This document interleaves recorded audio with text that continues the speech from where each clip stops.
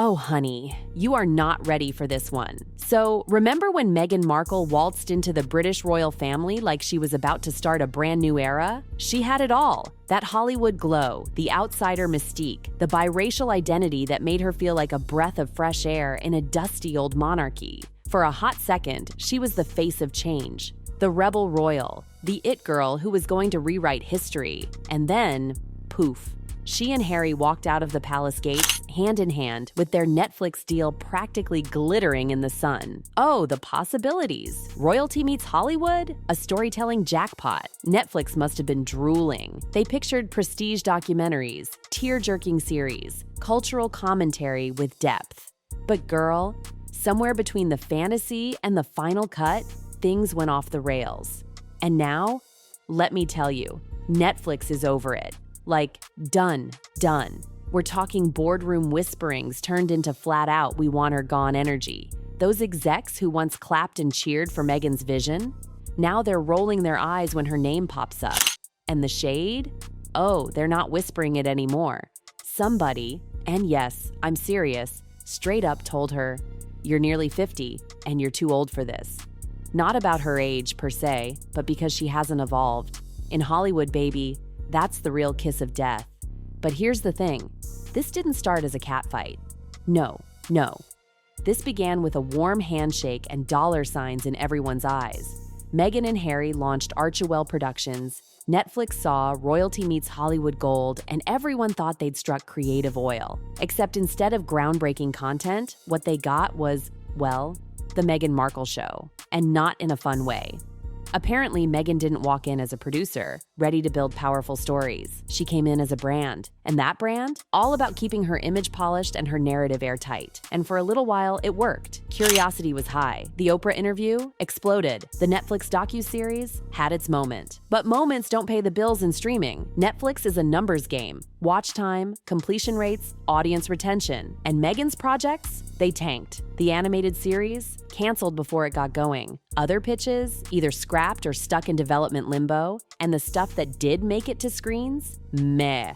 No breakout hits. No cultural impact. Just lukewarm responses and even more excuses. Still, Meghan kept asking for more. More creative control, more screen time, more money. She thought she was still the star attraction, worth every penny. But the execs were looking at cold, hard numbers and seeing, well, a woman stuck in the past. Someone still trying to relive her suit's glory days, but now packaging therapy sessions as premium content. And let me tell you, the behavior behind the scenes? Whew, people talk. Producers, interns, editors, they all felt it. The sharp tone, the impossible demands, the icy silences when things didn't go her way. She wanted control over everything. Every second of footage, every line of dialogue, every single narrative beat. No collaboration, just correction. And in a world that runs on teamwork, that's a career killer. At some point, people inside Netflix just stopped defending her. Her name went from being said with excitement to being said with a sigh. And when that "too old for this" comment dropped, it wasn't a petty jab. It was their way of saying, we're done here. Hollywood doesn't hate age. It hates stagnation.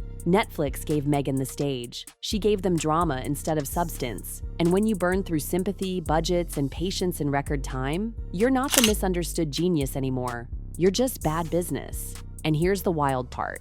Inside Netflix, the mood went from hopeful to regretful fast. Some execs are now calling the Sussex deal one of their biggest disappointments ever. Not because they backed a royal, that will always get attention, but because they totally misjudged Meghan as a creative partner. They thought she'd bring bold, meaningful stories. Instead, she just kept rehashing her own life story, but with a new villain each time. Every meeting somehow circled back to her personal struggle, her victimhood, her version of events. And you can only repackage the same sob story so many times before even your biggest fans check out. And God forbid someone gave her notes. Oh no, Meghan doesn't do criticism, not even the constructive kind. When projects stalled or rewrites were suggested, she didn't see it as part of the process. She took it personally. Suddenly, anyone who questioned her was sexist, biased, or jealous. That turned the creative environment toxic. Staff turnover spiked, morale tanked, and even the ones who wanted to make it work started backing away. Netflix is a machine. It thrives on measurable success. But Meghan's numbers? Brutal. Poor retention rates. Viewers dropping out before finishing the first episode. Weak engagement. No trending clips. Just a quick burst of headlines that fizzled before the weekend. And that's when Netflix realized this isn't just about being famous anymore. There's a new Hollywood now, one run by real creators who actually create, people who serve the audience, not themselves. And Meghan's vibe? It felt outdated, like she was still clinging to the Instagram-era playbook of curated tragedy and aesthetic suffering. The kicker? Some Netflix insiders straight up say they feel scammed. Not financially, they knew it was a gamble, but creatively. They thought they were getting a fresh voice. Instead, they got a one-woman PR campaign dressed up as a production company.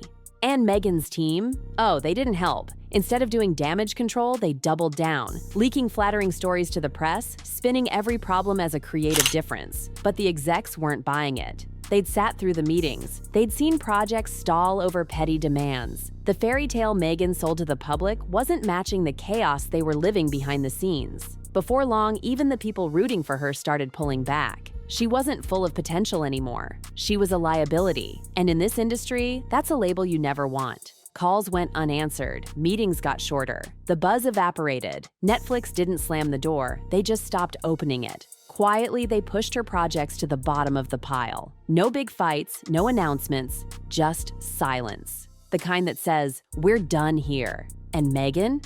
The woman who used to be everyone's darling? She's now facing her biggest fear: being ignored. Hollywood doesn't hate you, darling, but it doesn't wait for you either. And Meghan? She's learning that the hard way. See, she might still believe she's one project away from a grand comeback, but the industry? It's already turned the page. Her name, which used to be a magnet for curiosity and clicks, is now more like a warning label. Overpromise, underdeliver.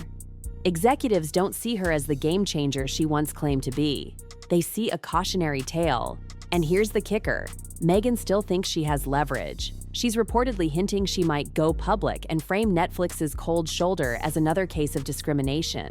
But here's the problem with that plot twist. It's not the palace this time. It's not the tabloids. It's Netflix, the company that handed her millions, creative control, and a global platform. Claiming they mistreated her, it doesn't land the way it used to. The numbers speak louder, and Netflix has receipts. What Meghan refuses to admit is this: visibility isn't the same as value. Just because people know your name doesn't mean they'll tune in. And just because you've got a title doesn't mean you've got the talent to match. Netflix wanted a hitmaker. Meghan thought she could ride on headlines forever. That gap between their expectations? It turned into a canyon. And now, every other big player in town is watching. Disney, Apple, even the smaller streaming services. Everyone's clocked how this Netflix deal crashed and burned. And Hollywood? It's a small circle at the top. Word travels faster than a trending scandal. No one wants to be the next studio burned by a celebrity partnership that brings drama but no delivery. So while Meghan's out there shopping her next big idea, the meetings are shorter, the smiles are tighter, and the offers, if they even show up, are smaller. The excitement is gone. And here's where it gets even sadder. Meghan's brand used to sparkle. She was polished, aspirational, even empowering to some.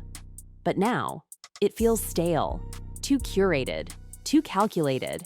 The whole victim narrative that once fueled her fame? People are over it. They're asking the real questions now. Why hasn't she evolved? Why does every story still orbit around her pain, her control, her image? And most damning of all, after being given so much, why is there so little to show for it? Even the fans who stuck by her through every headline are exhausted, not from hate, just from the sheer effort of defending her over and over again. Every new controversy feels recycled, and when the projects tied to her name keep underperforming, that loyalty starts to fade. Meanwhile, Netflix has already moved on. They're investing in fresh creators, quiet talents, people with real storytelling chops who can deliver without turning every meeting into a power struggle. Meghan's deal, which was once their shiny "look what we're doing next" moment, is now the example they bring up in meetings when someone suggests signing another untested celebrity. She went from the bold face of a new chapter to a footnote in a cautionary tale. But here's the thing. Meghan's not giving up. She's still pitching, still calling in favors with media allies. still trying to twist the narrative into something more flattering. But deep down, that story's already been told. The spotlight's shifted, the cameras are off, and all that's left is Meghan, still trying to control the edit long after everyone's moved on to the next scene. And Hollywood, it doesn't do rewinds. It rewards the people who adapt, evolve, and deliver.